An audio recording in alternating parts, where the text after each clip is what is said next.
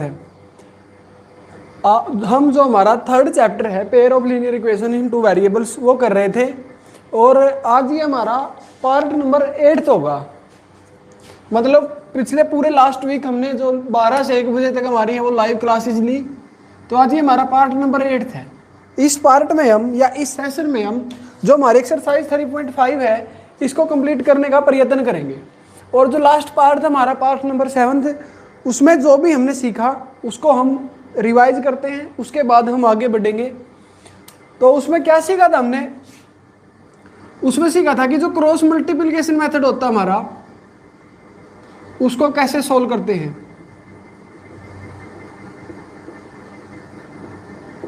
Cross multiplication method,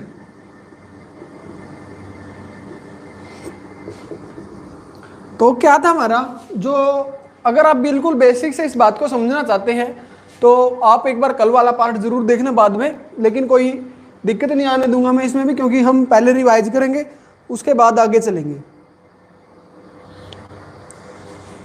तो देखते हैं क्या था वो। क्या था हमारा, सबसे पहले हम क्या करते थे, एक्स लेते थे, फिर क्या करते थे वाई ली, फिर क्या लिया था 1, और कहां से लिखना स्टार्ट किया था b1 b2।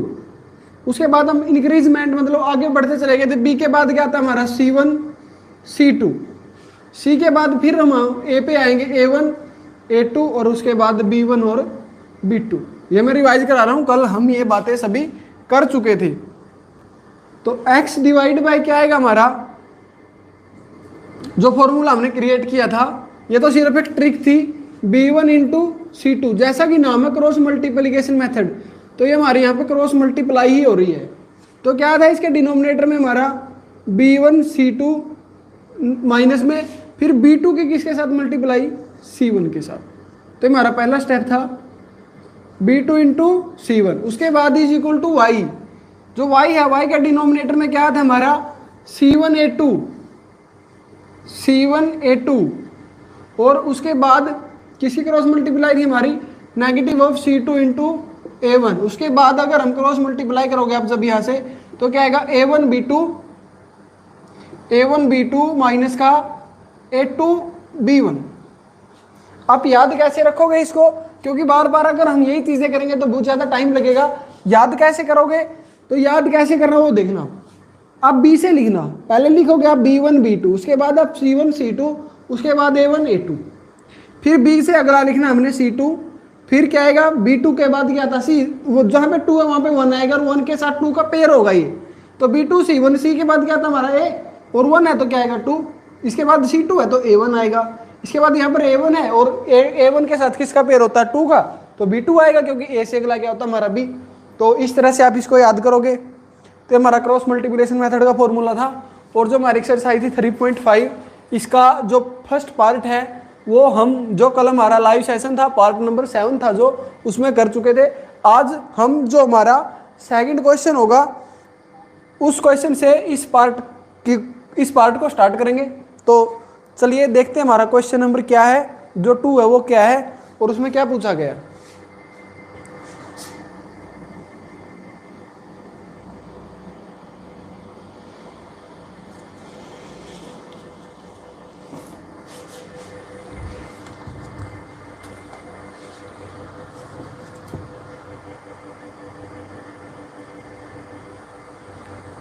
जो सेकंड क्वेश्चन हमारा, ये बहुत ज्यादा इंपॉर्टेंट क्वेश्चन है, क्योंकि ऐसे क्वेश्चन हमारे एग्जाम में आते हैं।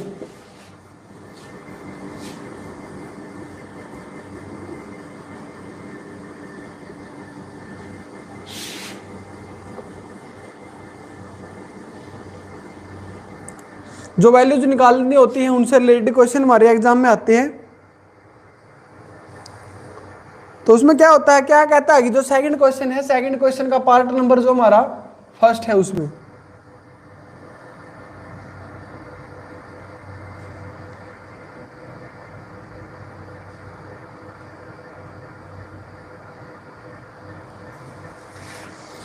तो देखते हैं ना, for which value of A and B, कि for which value of A and B does the following pair of linear equation have infinitive number of solution.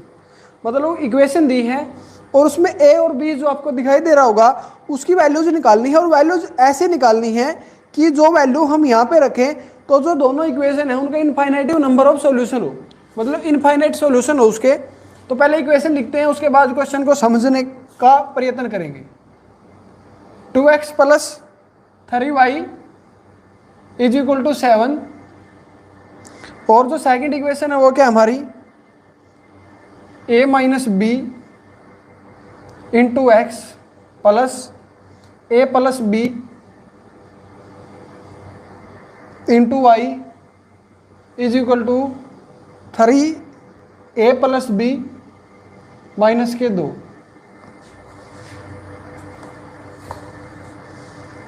तो इसको देखते हैं कैसे करेंगे।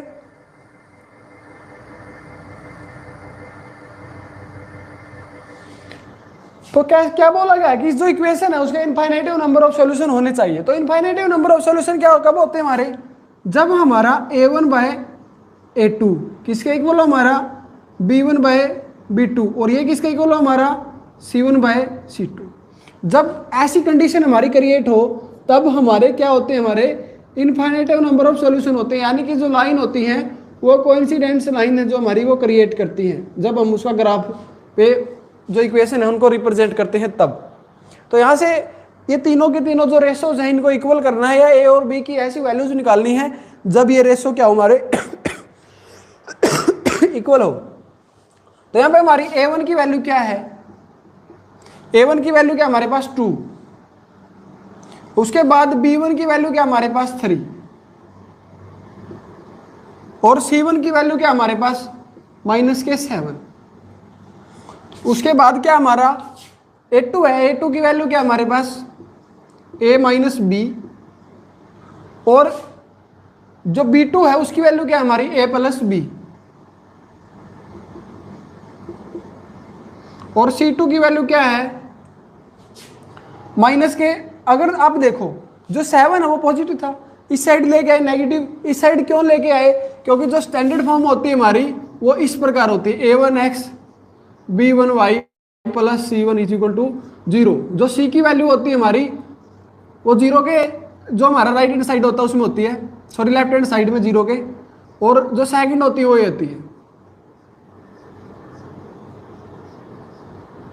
तो इक्वेशन को स्टैंडर्ड फॉर्म में लाने के बाद ही हम वैल्यूज निकालते हैं। तो जब स्टैंडर्ड फॉर्म में लेके आएंगे, यानी कि जब इस साइड लेके आएंगे इसको, तो ये पूरा का पूरा क्या हो जाएगा, हमारा नेगेटिव हो जाएगा। तो C2 की वैल्यू क्या आएगी, negative of 3a plus b minus 2। तो ये हमारी C2 की वैल्यू होगी। उसके बाद जो भी आंसर होंगे हमारे तो कैसे होंगे कि जो रेशो हमारा वो क्या होना चाहिए, इक्वल। तो रेशो को इक्वल कैसे करेंगे हम, a1 बाई a2 हमारा इक्वल होना चाहिए। आप यहां पे लिखोगे for infinite number of solution,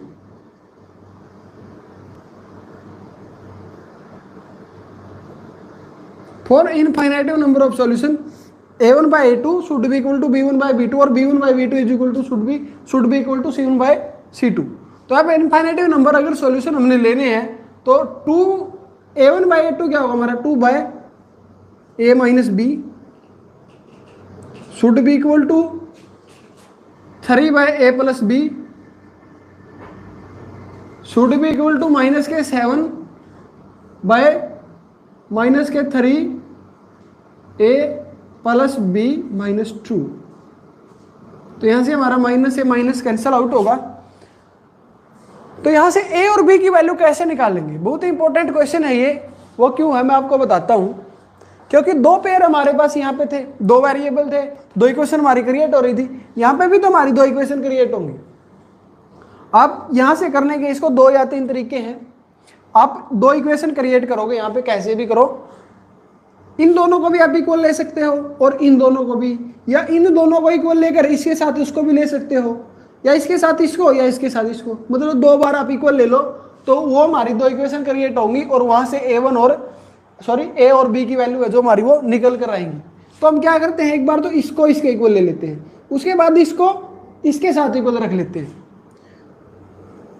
2 divide by a minus b equal to किसका होगा हमारा 3 बाय ए प्लस बी। और जो सेकंड केस होगा हमारा, वहां पे हम इसको इसके इक्वल ले लेते हैं। इसको भी आप इसके इक्वल रख सकते हो, आपकी मर्जी है। तो यहां पे क्या आएगा हमारा 2 बाय ए माइनस बी। किसके इक्वल होगा हमारा 2 बाय ए माइनस बी? इसी के 7 divide by 3a plus b minus 2। और जो ये माइनस हमारा ये कैंसिल आउट हो चुका है, जो -7 था उसके साथ।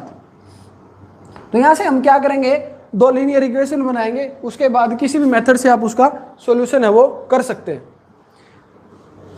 तो यहां पर क्या होगा हमारा, इसके साथ क्रॉस मल्टीप्लाई होगी, तो क्या आएगा हमारा 2 इंटू ए प्लस बी, और जो ए माइनस बी है वहां पे मल्टीप्लाई में चला जाएगा।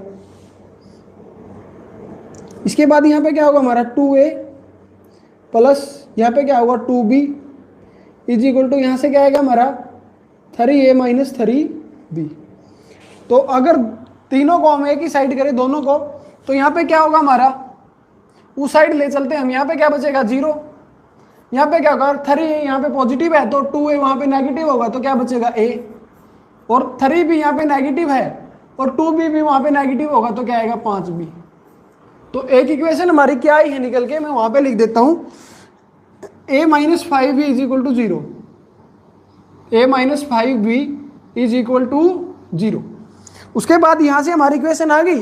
एक इक्वेशन हम यहां से निकालेंगे, तो यहां पे भी क्या होगा, क्रॉस मल्टीप्लाई होगी इसके साथ।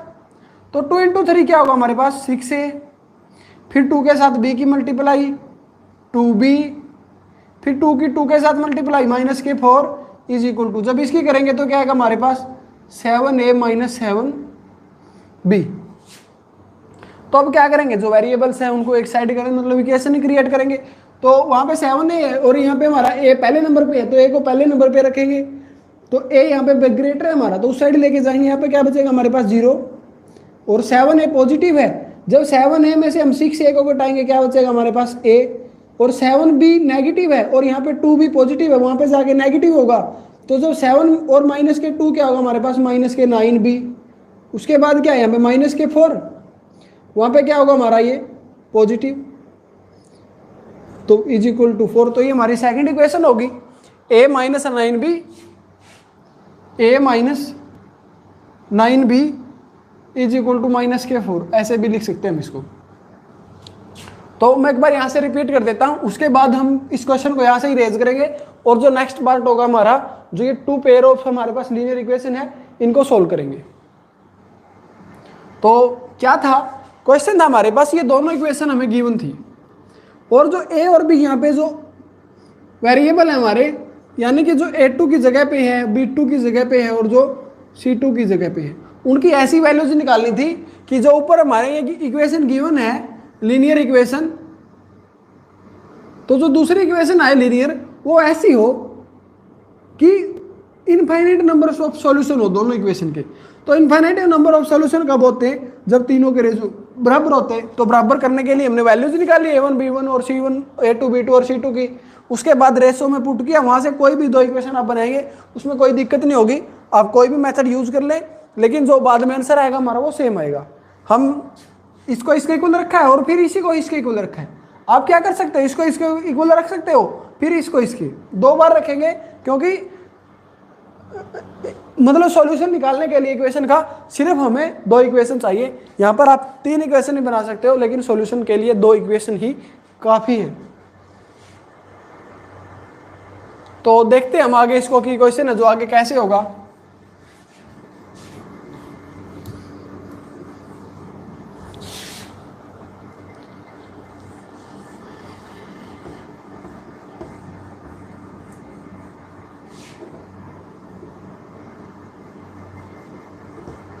अब हमारे पास ये 2 लीनियर इक्वेशन गिवन है, इन दोनों को आप किसी भी मेथड से सोल्व कर सकते हो। किस मेथड से सोल्व करोगे, तो मैं आपको कहूंगा कि आप इसमें एलिमिनेशन मेथड है जो वो यूज करें, क्योंकि एलिमिनेशन मेथड हमारा सबसे इजी मेथड होता है, और उस मेथड से सोल्व करने पर आपको कोई दिक्कत नहीं होगी। वो मेथड कैसे करते थे हम, वो उसमें हम या तो a1 और a2 की वैल्यूज इक्वल करते थे, या b1 और b2 की वैल्यूज को इक्वल करते थे। जैसे कि यहाँ पे दिखाई दे रहा है हमारा a1 और a2 हमारे यहाँ पर पहले ही इक्वल है, तो अगर पहले से इक्वल है तो क्या आएगा, यहाँ पे क्या होगा हमारा, ये नेगेटिव होगा। सब्ट्रैक्ट करोगे आप इसको, कोई भी इक्वेशन मान लेना, मान लिया वो फर्स्ट सेकंड, ये हमारी इक्वेशन नंबर थर्ड और ये हमारी इक्वेशन नंबर फोर्थ। जब आप सब्ट्रैक्ट करोगे फोर्थ में से थर्ड करो या थर्ड में से फोर्थ करो, यहाँ पे क्या हमारा थर्ड में से fourth, subtract equation fourth from third, fourth को थर्ड में से क्या करेंगे, सब्ट्रैक्ट करेंगे। तो जब सब्ट्रैक्ट करते थे तो क्या करते थे, साइन चेंज करते थे, जो प्लस का वो नेगेटिव होगा और जो नेगेटिव है वो पॉजिटिव होगा। तो यहाँ से ए से कैंसिल आउट होगा हमारा। तो यहाँ पर 9 भी है और माइनस के 5, अगर 9 में से हम 5 घटाए तो 4 भी, और उसके बाद क्या हमारा यहाँ पे पॉजिटिव 4, तो बी की वैल्यू क्या आएगी 1।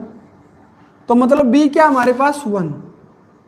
और ए की वैल्यू आप कैसे निकालोगे, बी की वैल्यू आप कहीं भी पुट कर दो। जो इक्वेशन थी हमारी क्या थी, a minus 5b is equal to 0। अगर आप यहाँ पे क्या पुट करें, b की वैल्यू 1 पुट करें तो a की वैल्यू क्या आएगी 5। कैसे आएगी वो, b की जगह क्या पुट करेंगे 1, तो 5 1 जा 5, और जो ये नेगेटिव है यहाँ पे वहाँ पे जाके क्या होगा, जब हम इसको राइट हैंड साइड लेके जाएंगे तो पॉजिटिव होगा। तो a की वैल्यू क्या आएगी 5। तो क्वेश्चन था हमारा कि a और b की आप ऐसी वैल्यूज बताएं जब दो इक्वेशन है उनके इनफाइनाइट नंबर ऑफ सॉल्यूशन हो, तो वो ए की भी वैल्यू क्या होगी हमारे पास 5 और बी की वैल्यू क्या होगी 1। अगर आपसे पूछे कि ऐसी वैल्यूज आप निकालें कि लाइन पैरेलल हो, तो आप पैरेलल वाली कंडीशन लेंगे, a1 बाय a2 किसके इक्वल लोगे, b1 by b2 not equal to c1 by c2। तो सिर्फ यहाँ तक ही वैल्यूज निकलेंगी। अगर ऐसी कंडीशन होगी तो आपको सिर्फ एक ही वेरिएबल मिलेगा, दो नहीं मिलेंगे, क्योंकि यहाँ से सिर्फ एक इक्वेशन बनेगी, दो वेरिएबल हम यहाँ से नहीं निकाल पाएंगे। जब पैरेलल की कंडीशन देगा और जब इंटरसेक्टिंग की कंडीशन देगा तब भी एक ही वेरिएबल देगा। तो कहने का मतलब मेरा क्या है, सिर्फ जब पैरेलल लाइंस जब कोइंसिडेंस लाइन पूछेगा या इनफाइनाइट नंबर ऑफ सॉल्यूशन पूछेगा तब ही दो वेरिएबल होंगे, अन्यथा हमारे पास एक ही वेरिएबल होगा। अगर जो मैंने बोला वो समझ में आया ठीक है, अगर नहीं आया तो कोई भी बात नहीं है, कोई जरूरी नहीं है।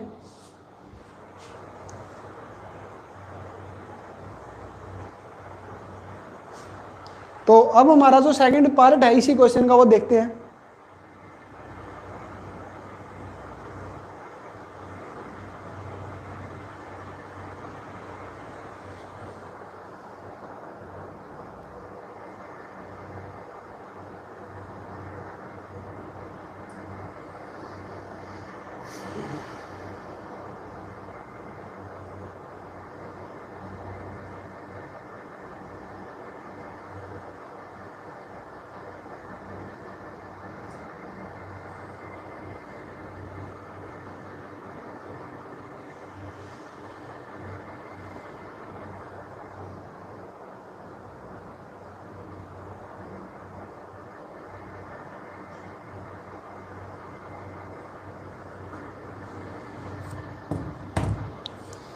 तो देखते हैं हमारा जो सेकंड क्वेश्चन है उसका पार्ट नंबर सेकंड।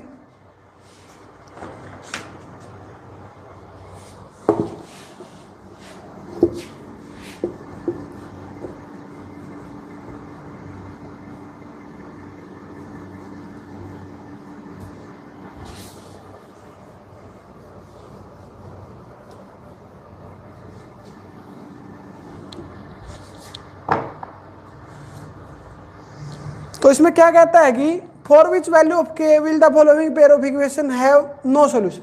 अब यहाँ पे हमारी नो सॉल्यूशन की बात आई है, तो नो सॉल्यूशन कब होगा वो देखते हैं कब होगा। सबसे पहले तो हम इक्वेशन लिखेंगे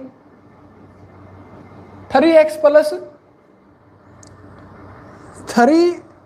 plus y is equal to 1, और उसके बाद है 2k माइनस 1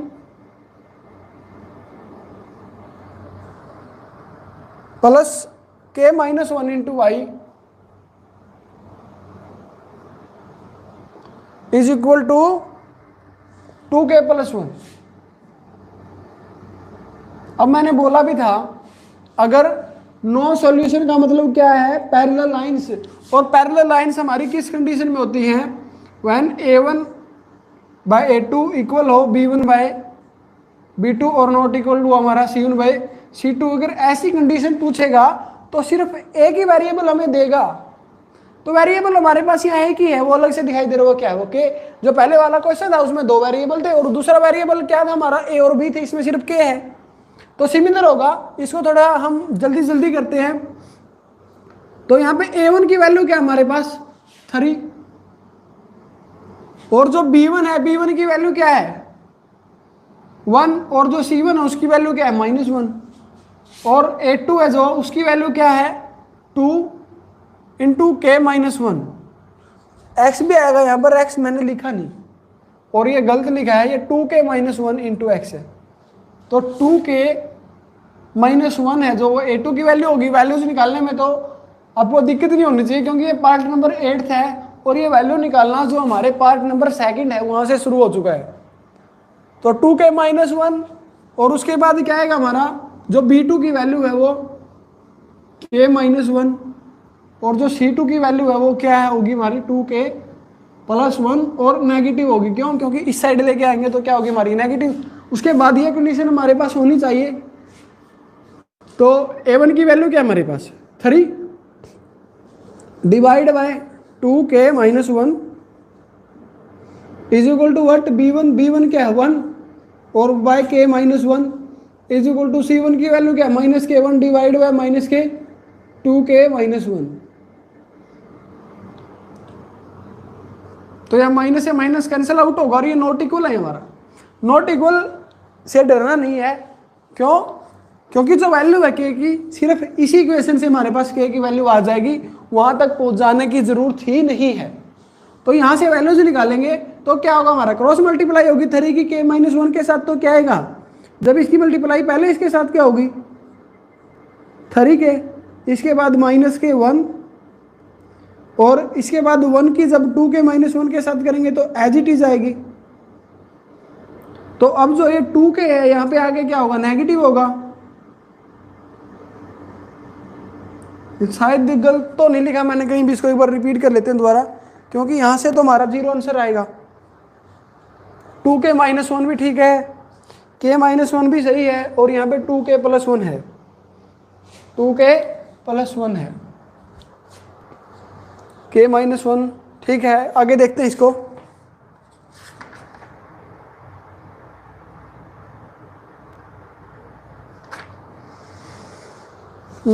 तो यहाँ पे क्या होगा हमारा, ये 2k है, यहाँ पे क्या होगा नेगेटिव होगा। तो 3 में से जब हम 2k को लेस करेंगे तो क्या आएगा k, और ये क्या हमारा -1 और ये क्या होगा हमारा +1 होगा। तो k की वैल्यू क्या होगी 0।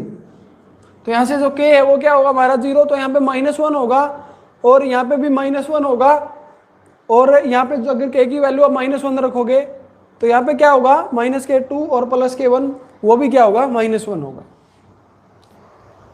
सॉरी यहाँ पे +1 आएगा हमारे पास। कोई जरूरी नहीं है, वैल्यूज निकालनी थी तो वैल्यूज क्या आएगी हमारे पास 0, तो k की वैल्यू 0 होगी।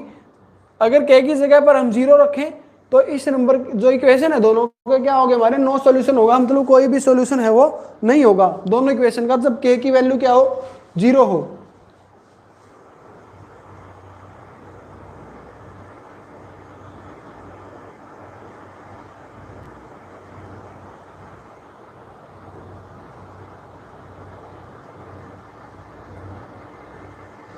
तो अब हम देखते हैं हमारा क्वेश्चन नंबर 3।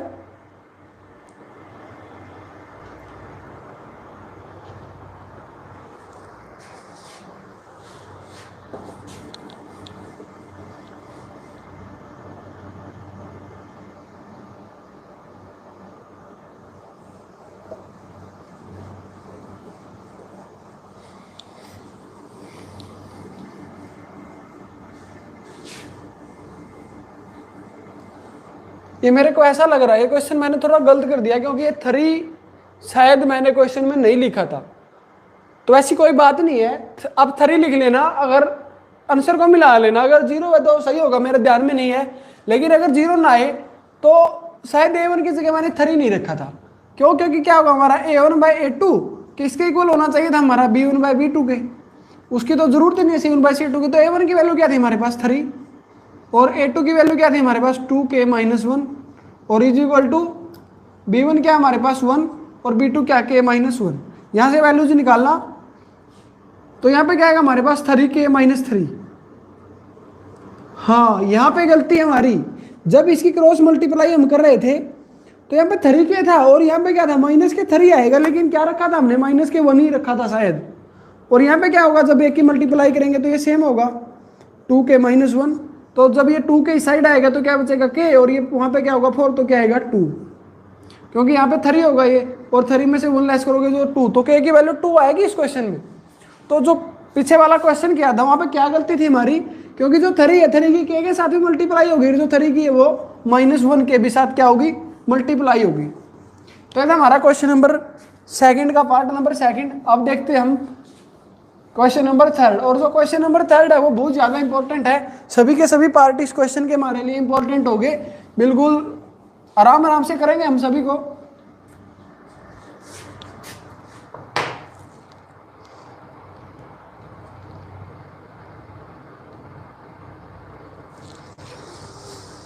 तो देखते हैं हम हमारा क्वेश्चन नंबर थर्ड है, जो फोर्थ पे बाद में चलेंगे। तो थर्ड क्वेश्चन वो आप खुद भी कर सकते हो, लेकिन हम भी कर लेते हैं, चलो उसको। 8x + 5y, 8x + 5y = 9,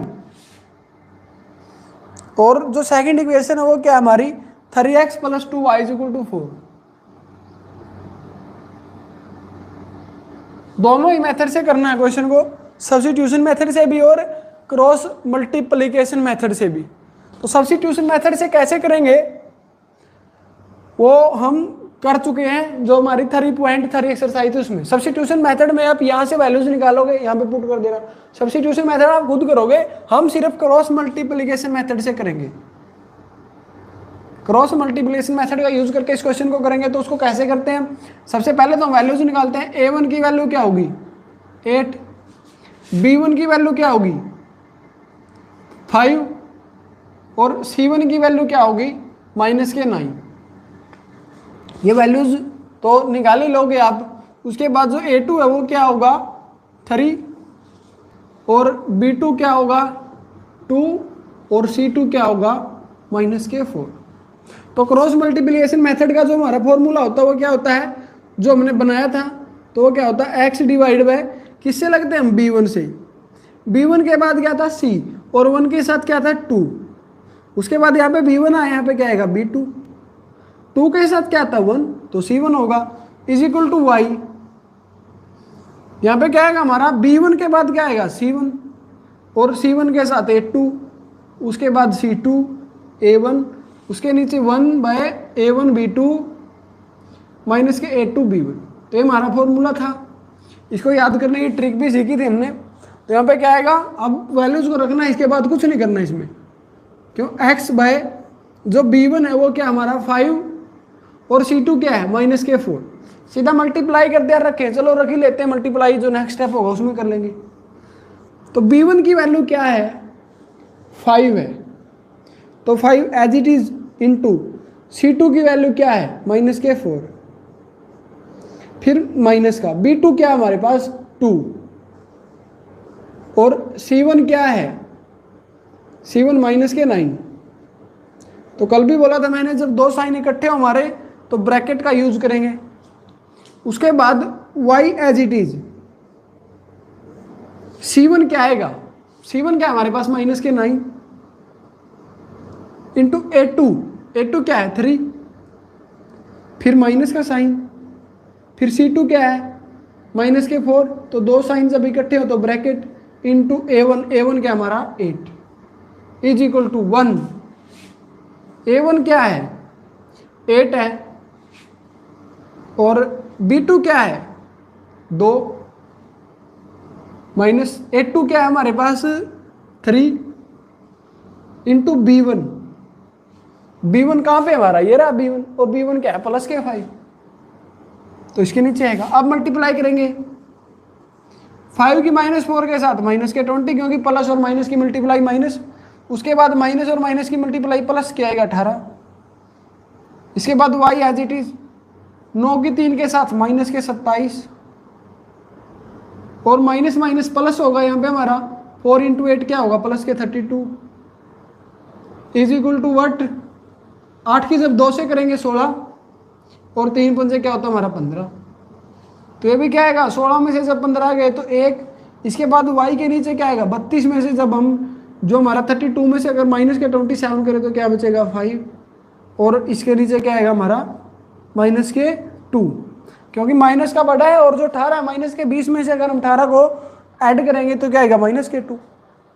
उसके बाद क्या करना है वो कल भी हम कर चुके हैं। एक बार तो आप इसको इसके इक्वल रखोगे नॉन वेरिएबल के साथ, फिर जो ये y/5 है इसको भी इसके इक्वल रखोगे, 2 बार रखोगे। तो यहाँ पे क्या आएगा हमारा x/2 किसके इक्वल रखेंगे हम 1/1 के, और उसके बाद क्या हमारा y/5 किसके इक्वल रखेंगे 1/1 के। तो यहाँ से वैल्यूज क्या आएगी हमारे पास माइनस के 2, और जो y की वैल्यू क्या आएगी 5। तो ये होगा हमारा जो क्रॉस मल्टीप्लिकेशन मेथड है उससे इस इक्वेशन का सॉल्यूशन। तो ये था हमारा क्वेश्चन नंबर 3, और 2 मेथड से करना था ये, सब्स्टिट्यूशन और क्रॉस मल्टीप्लिकेशन मेथड। जो सब्स्टिट्यूशन मेथड है उसे आप खुद करोगे, क्योंकि ऐसे तो क्वेश्चन हमारे बहुत ज़्यादा लेंथी है जो हो जाएंगे। तो जो हमारा पार्ट नंबर 4 है वो देखते हैं।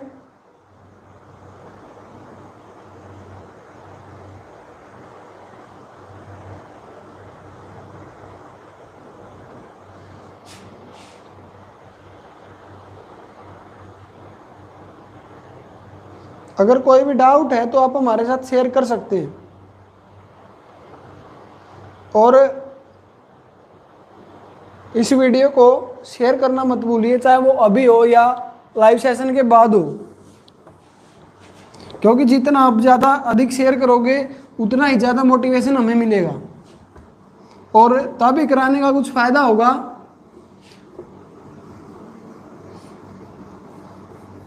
क्योंकि मोटिवेशन के बिना कुछ भी नहीं है।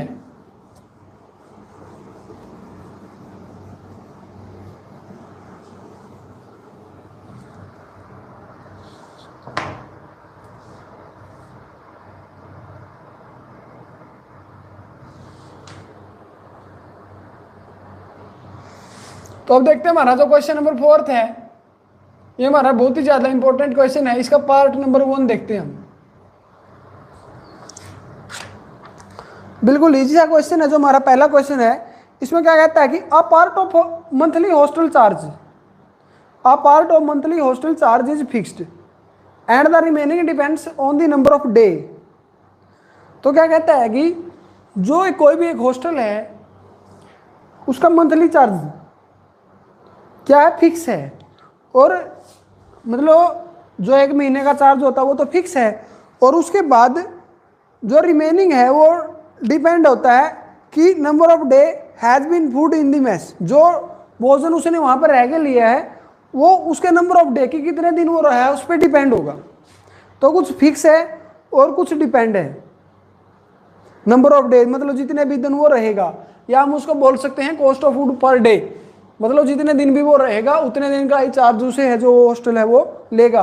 और जो फिक्स है वो उसकी सुविधाओं का हो सकता है, जो भी वो प्रदान करता है, जो भी सर्विसेज उसके द्वारा हॉस्टल है जो उसके द्वारा दी जाती है। तो यहाँ पर हमारे 2 प्रकार का चार्ज, एक तो फिक्स है और एक cost of food per day है। और ये लेट क्या करना है, ये लेट आप जो क्वेश्चन की लास्ट है, जो हमारा क्वेश्चन के जो लास्ट लाइन होती है वहां से आप देखकर लिख सकते हैं कि जो लेट है हम क्या करें, वहां से आपको अलग से ही दिखाई देगा। तो क्या है, 2 चीजें हमारे पास, एक तो हमारा लेट द फिक्स्ड चार्ज है, लेट द फिक्स्ड चार्ज। तो फिक्स चार्ज को क्या करेंगे हम ₹x, क्योंकि चार्ज की बात हो रही है तो चार्ज रुपीज में होगा। और लेट दी क्या था वो, cost of food per day, cost of food per day, वो क्या लेट किया ₹y। तो x क्या हमारा फिक्स और y क्या है जितने दिन भी वो रहेगा उसका। तो इक्वेशन बनाएंगे हम अकॉर्डिंग टू क्वेश्चन। जो फिक्स होता है ना वो तो आपने देखना ही नहीं, वो तो लगना ही लगना है। अब जो इक्वेशन नंबर होगी उसमें भी लगेगा ये तो, और जो इक्वेशन नंबर 2 होगी उसमें भी लगेगा। उसके बाद कुछ तो ये जो दिन का होगा, मतलब जितने भी दिन हो 20, 25, 26, 28, 30 जो भी जितने भी दिन रहेगा उसकी मल्टीप्लाई y के साथ होगी। और यहाँ पे क्या आएगा, टोटल अमाउंट जो उसने पेड की है वो, सिमिलरली यहाँ पे होगा टोटल अमाउंट आएगा और जितने दिन हो रहा है वो राशि आएगी, वो दिन आएंगे। तो फिक्स है जो, वो तो लगेगा ही। और उसके बाद क्या बोला गया है, when a students a takes food for 20 days, कि एक स्टूडेंट है उसने 20 दिन खाना लिया और कितने रुपए पेमेंट किए उसने, 1000 रुपए पेमेंट किए उसने 20 दिन के खाने के लिए। तो फिक्स है जो, वो तो लगा ही लगा। और cost of food per day कितने दिन लगी उसके, 20 दिन। कुल मिलाकर फिक्स और जो cost of food per day है दोनों को मिलाकर उसने जो 1000 रुपए की पेमेंट की। तो ये होगी हमारी इक्वेशन नंबर 1।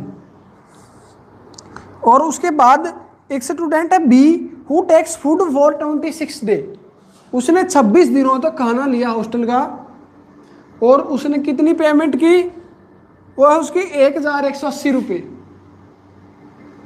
1180 रुपीज उसने पेमेंट की। तो दोनों की दोनों हमारी इक्वेशन बन गई। इक्वेशन बनने के बाद कुछ भी नहीं बचता क्वेश्चन में।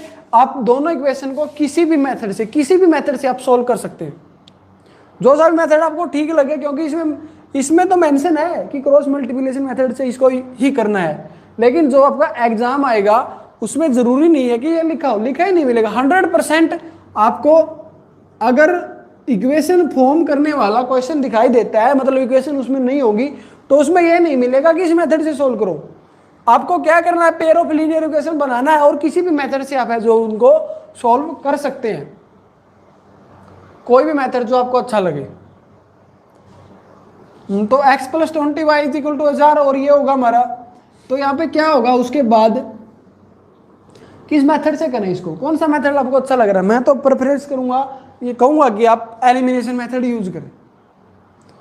तो एलिमिनेशन मेथड में क्या करना होता है, a1 को a2 के इक्वल करना होता है।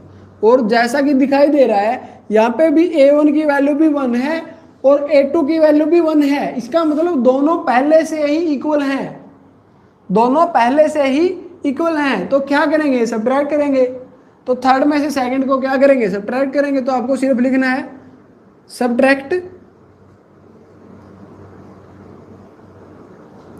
Equation third from second, sorry जो फर्स्ट को लेस करेंगे सेकंड में से, या सेकंड को लेस कर दो फर्स्ट में से, आपकी मर्जी, आंसर पे कोई उसका इफेक्ट नहीं पड़ेगा। तो सेकंड में से करना तो सेकंड पहले लिखेंगे, x + 26 = 1180। उसके बाद किसको लेस करना, फर्स्ट को। फर्स्ट क्या हमारी x + 20y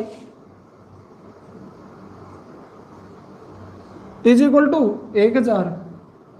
तो जब हम सब्ट्रैक्ट करते हैं तो क्या करते हैं, साइन चेंज करते हैं। तो यहाँ पे नेगेटिव होगा, यहाँ पे भी नेगेटिव और यहाँ पे भी नेगेटिव। तो ये तो कट जाएगा क्योंकि यहाँ पे एक है और यहाँ पे भी एक में से एक गया तो 0। तो क्या बचेगा, 0 × x और क्या होगा 0।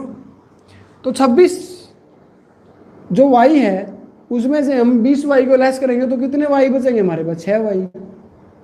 और 1180 में से 1000 को लेस करेंगे तो क्या बचेगा, 180। तो y की वैल्यू क्या आएगी, 30। 30 कैसे आएगी, जो 6 है वहां पे जाके डिवाइड में, और 6 3 = 18 और 0 की 0। तो x की वैल्यू, y की वैल्यू क्या आएगी, 30। मतलब जो cost of food per day है वो क्या है, उसकी चार्ज मतलब 30 रुपये लेता है वो एक दिन के। और फिक्स चार्ज अभी निकालना बाकी है। तो फिक्स चार्ज देखते हैं वो क्या है, वो कैसे निकालोगे। आप y की वैल्यू कहीं भी पुट कर देना, और ये 26y यहाँ पे मैंने लिखा नहीं, यहाँ पे y आएगा। या तो आप यहाँ पे वैल्यू पुट कर दो या आप यहाँ पे पुट कर दो। मान लिया हम y की वैल्यू यहाँ पे पुट कर देते हैं तो क्या लिखेंगे हम, put y = 30 in equation 1। Equation 1 में हम क्या पुट करेंगे, y की जगह पे 30। तो x + 20 × 30 = 1000। जो लिखा है x एज इट इज लिखा, 20 भी एज इट इज लिखा, और y की जगह क्या पुट किया, 30, और 1000 का इक्वल है। तो x जब इनकी मल्टीप्लाई करेंगे तो क्या आएगा हमारे पास, 600 = 1000। और 600 वहाँ पे जाके क्या होगा, नेगेटिव, यहाँ पे पॉजिटिव है। तो जब हम 1000 में से 600 को घटाएंगे तो हमारे पास x की वैल्यू है जो फिक्स चार्ज, वो क्या बचेगा, 400। तो मतलब जो फिक्स चार्ज है जो अपने वो सर्विसेज के लेता है वो क्या है हमारे पास, कितने पेड करने होंगे हमें, 400। तो 400 रुपये फिक्स चार्ज है हॉस्टल का, और जो cost of food per day है या प्रत्येक दिन के वो चार्ज करता है वो हमारे होते हैं 30 रुपये जो उसके बनते हैं। तो ये था हमारा जो क्वेश्चन नंबर 4 है, क्वेश्चन नंबर 4 का पार्ट नंबर 1। अब देखते हैं हम पार्ट नंबर 2।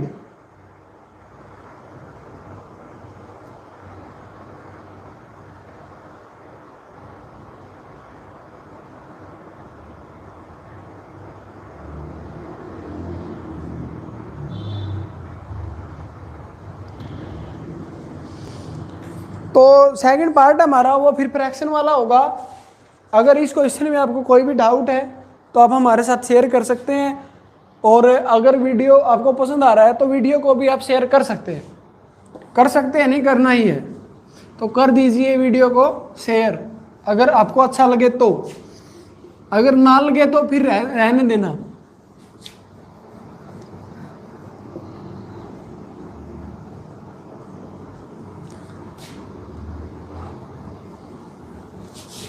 पार्ट नंबर 2 हमारा वो देखते हैं। अब जैसे मैंने कल भी बोला था जब हम 3.4 एक्सरसाइज कर रहे थे, तब कि जो हमारे क्वेश्चन है वो रिपीटिंग में चलेंगे, जो हम कर चुके हैं उससे ज़्यादा कुछ नहीं आएगा क्वेश्चन में। तो सेकंड क्वेश्चन हमारा वो भी फ्रैक्शन वाला है, और फ्रैक्शन वाले क्वेश्चन हम 2 या 3 क्वेश्चन है जो कर चुके हैं, उन क्वेश्चन में और इस क्वेश्चन में 1% भी जो हमारा वो है वो डिफरेंस है जो वो नहीं होगा।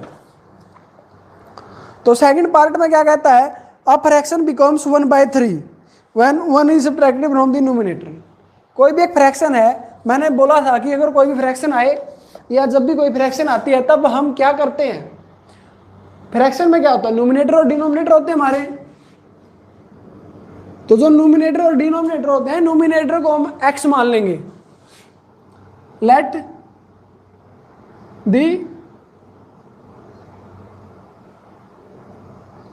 न्यूमरेटर ऑफ द फ्रैक्शन, जो फ्रैक्शन है उसका जो न्यूमरेटर है उसको क्या मान लिया हमने, x, और let the denominator of fraction वो क्या होगा, y।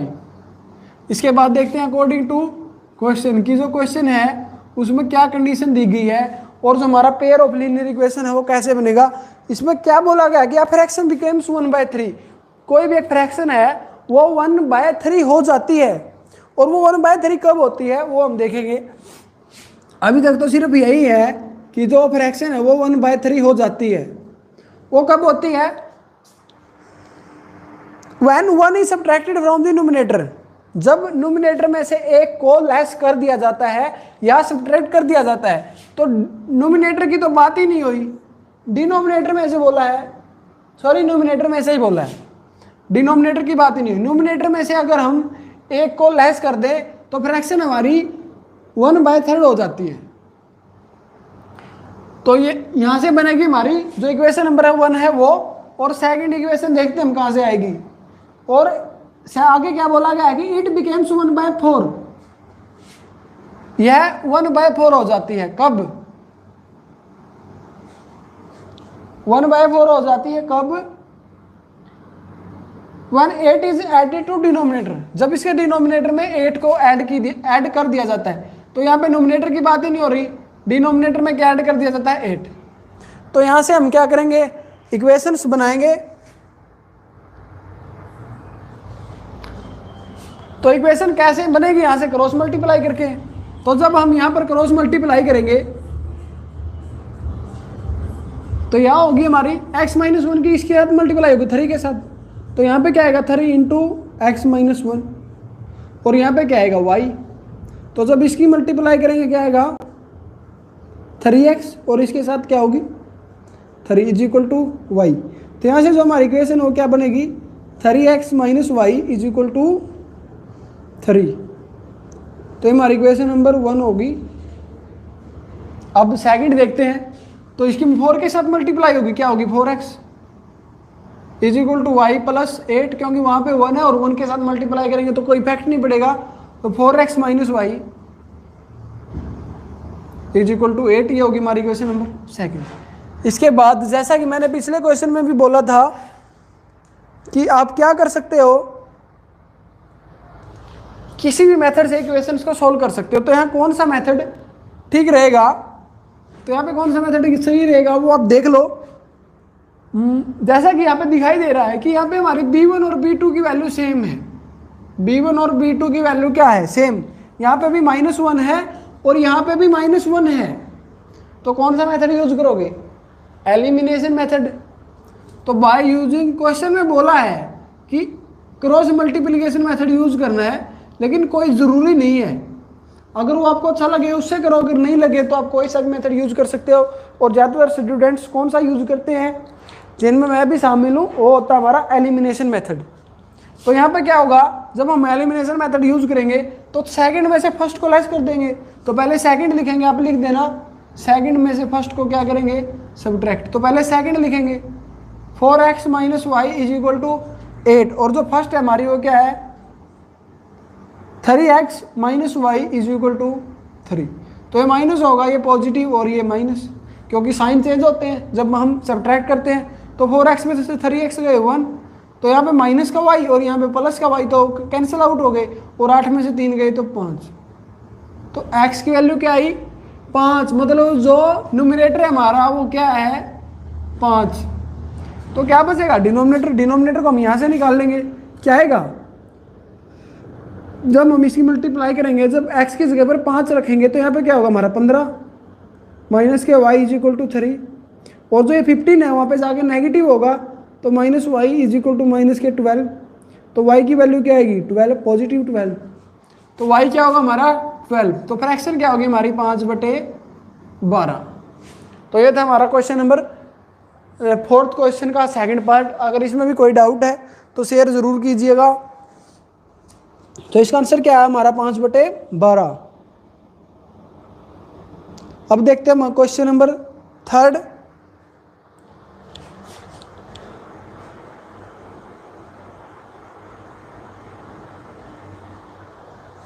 जो हमारा क्वेश्चन नंबर 3rd है वो हम कल ही करेंगे, क्योंकि वो लेंथी क्वेश्चन होगा और अब हम उसको कंप्लीट नहीं कर सकेंगे, क्योंकि जो तीनों के तीनों क्वेश्चन हमारे 3rd, 4th और 5th तीनों के तीनों ही लेंथी क्वेश्चन है।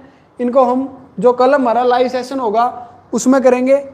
और मेरी आपसे रिक्वेस्ट है कि आप जो हमारा टाइमिंग होती है 12 बजे, उस पर स्किल IQ एजुकेशन पर लॉगिन करना मत भूलिए, क्योंकि फिर अगर 1 या 2 क्लास आपकी छूट जाएंगी तो जो बातें उनमें होंगी वो आगे भी हमारे काम आएंगी। क्योंकि जो मैथ है हमारा वो बिल्कुल डिपेंडेंट होता है, 3.4 पे डिपेंड होती है 3.5, और 3.5 की कुछ चीज़ें 3.6 में ज़रूर आएंगी।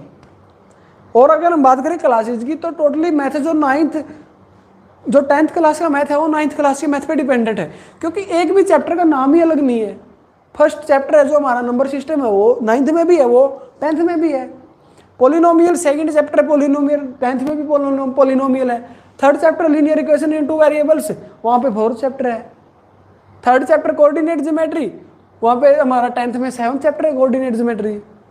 तो कुल मिलाकर डिपेंडेंट होते हैं दोनों मैथ, 9th और 10th। सिमिलरली जो 9th का मैथ है वो आपको जो 10th का मैथ है वो आपको +1 में भी काम आएगा, +2 में भी काम आएगा। तो मेरा कहने का मतलब क्या है कि बी रेगुलर यहाँ पे नहीं। तो अगर आप ये सोच रहे हो कि सर तो अपने फायदे के लिए बोल रहे हैं, ऐसा नहीं है। अगर ये भी आपको अच्छा ना लगे तो आप खुद के फायदे के लिए तो रह सकते हो। तो अब जो अपना होमवर्क है वो आप रेगुलर कीजिए। जो 10th क्लास है वो बोर्ड की क्लास है, और जो 10th क्लास की मार्कशीट होती है आपकी वो लगभग किसी भी आप एरिया में जाओगे वहाँ पे लगभग जो सबसे पहले आपसे मांगी जाएगी वो तो आपकी 10th क्लास की मार्कशीट होगी। तो अगर अभी से रेगुलर रहोगे, रेगुलरली अपना कार्य करोगे, तो तभी आप जो अच्छे नंबर है वो प्राप्त कर सकते हो। सो बी रेगुलर। और अगर आपको हमारा जो ये वीडियो है ये पसंद आते हो तो शेयर कीजिएगा, और अगर शेयर भी ना करो तो जो हमारा डेली 12 बजे जो लाइव सेशन शुरू होता है वहाँ पे ज़रूर आप आया करो, क्योंकि रेगुलर चलेंगे हम भी कोशिश कर रहे हैं, आप भी कीजिए, तभी जाके कुछ संभव हो पाएगा। तो thank you, thanks for watching.